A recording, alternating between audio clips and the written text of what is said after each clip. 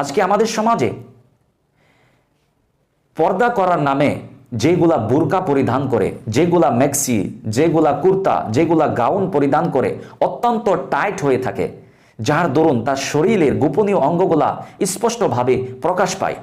এছাড়াও সেইগুলা ড্রেসের উপরে, সেইগুলা পোশাকের উপরে এমন নকশার ডিজাইনও থাকে, যেমন ধরে নিন ফুলের ডিজাইন থাকে, বিভিন্ন রকমের এমব্রয়ডারি থাকে, বিভিন্ন রং বিরঙের কালার থাকে,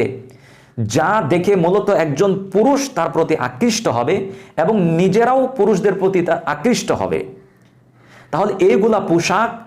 তারা পরিধান করবে, যার কারণে রাসূলুল্লাহ সাল্লাল্লাহু আলাইহি সাল্লাম বলেছেন যে এরা পোশাক তো পরিধান করবে, তারপরেও তারা উলঙ্গ থাকবে